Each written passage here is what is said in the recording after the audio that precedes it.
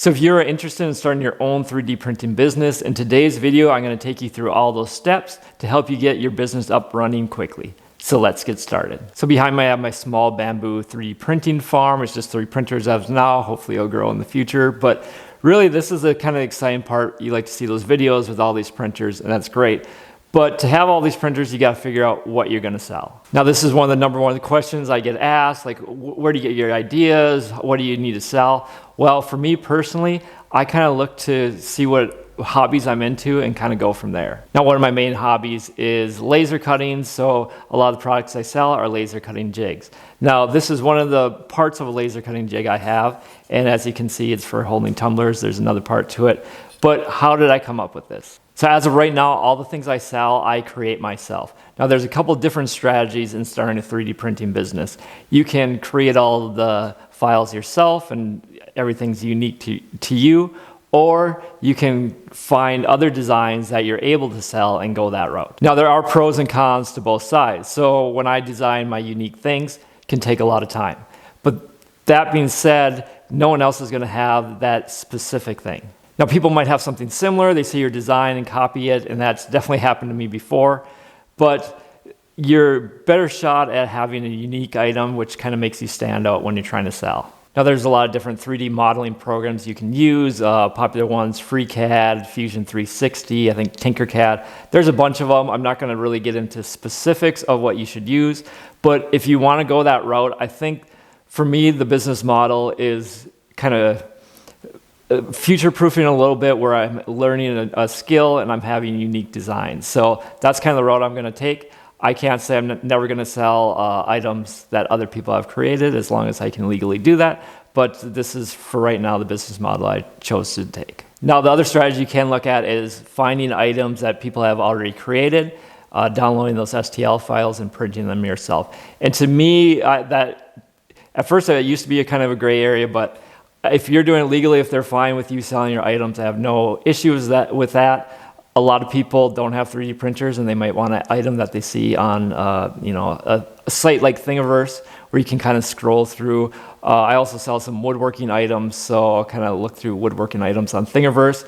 And as long as you're able to sell them, go for it. That's a good way to start, especially if you don't have any 3D modeling skills. So now that you have an idea, whether you created yourself in a 3D modeling software or you downloaded from a site like Thingiverse, now what you're going to want to do next is upload it into a slicer program. So behind me I have my Bamboo slicer software open. Now this is the program I currently use. I have Bamboo machines, so I use this, but there's also some other programs.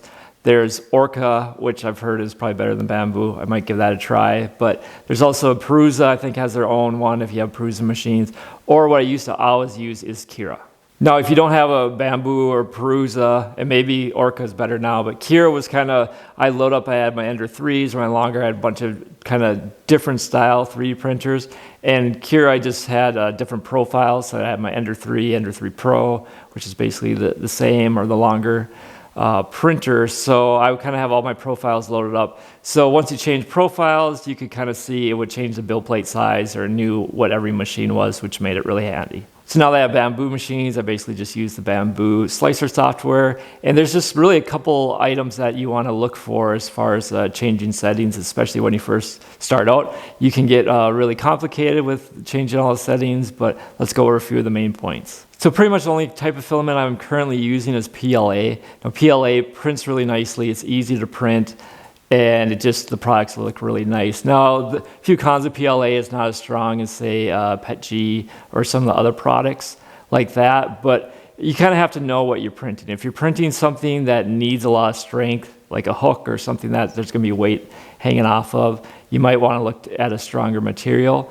But for me personally, PLA has been fine. I haven't ever got any complaints about warping or any issues like that. So far so good. So once you know what material you're going to use, a few of the main items that you can adjust is the infill strength. So the higher the number, basically, you're going to have more infill. So it makes it heavier. You're going to use more filament, but it also makes it stronger. So you kind of have to play with those numbers. A good number to start with is 20% infill, I think. For most products, that seems strong enough.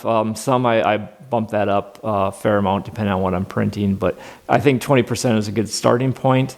And also there's different patterns that, like infill patterns. So some are stronger. They make little triangles or whatever. So you can kind of play around with that. Some are stronger, but they use more filament and they take longer. So I don't know. There's kind of some pros and cons to a lot of that stuff. The last thing I'll mention with the slicing software is if you're printing an item that needs support, whether it's got a big overhang or it's at a steep angle going up, and so you definitely want to add those supports. Now the supports are nice for printing, but then there's some cleanup afterwards. You got to remove the supports, and once you remove the supports, usually where the support material is, it's not as clean looking of a print.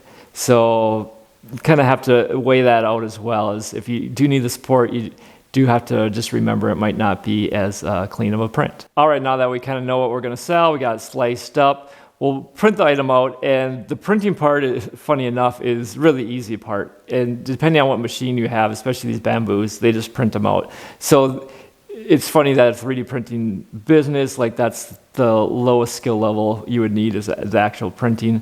It does it kind of by itself, but once you have that item printed, we're going to move on to how to take some photos.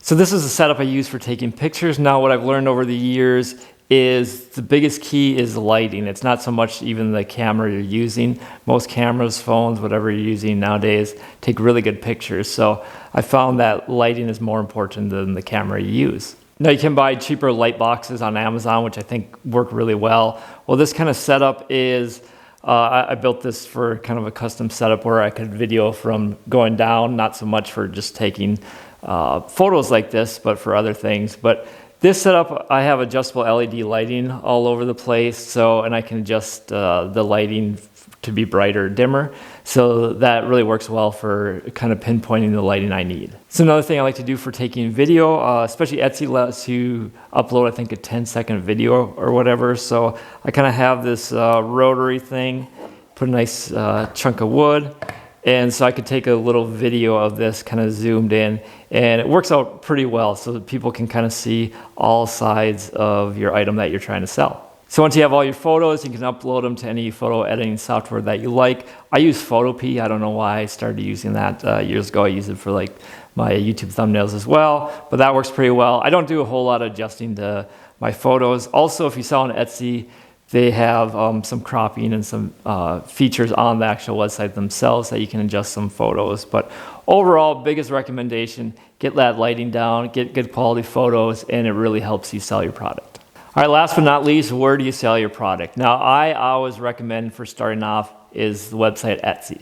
Now, Etsy is really geared to homemade items like a 3D printed item.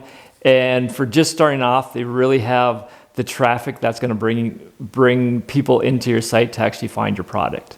So you might see a lot of YouTube channels that say, get away from Etsy, don't do it, start your own Shopify site, your own website or whatever, which is great.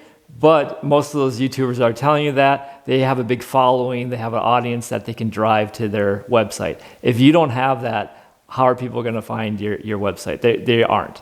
So starting off, going to Etsy, yes, they're going to take a bigger commission than having your own website, but people are actually going to find your items, which is the key. Now, I could do a whole separate video on just selling on Etsy, but that is what I recommend. Now, there also is eBay and Amazon, which can be good options as well, but definitely for first starting off, get your Etsy site going, get some items listed and photos, and you should hopefully be selling some items.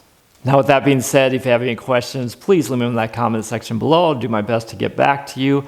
Also, if you're into the 3D printing, thinking about starting a business, please subscribe. That helps my channel when you subscribe. And then I plan on doing a lot more future content in this topic as well, so you get those videos. Now, as always, I'm Chad from Chad DIY, and we'll see you on the next one.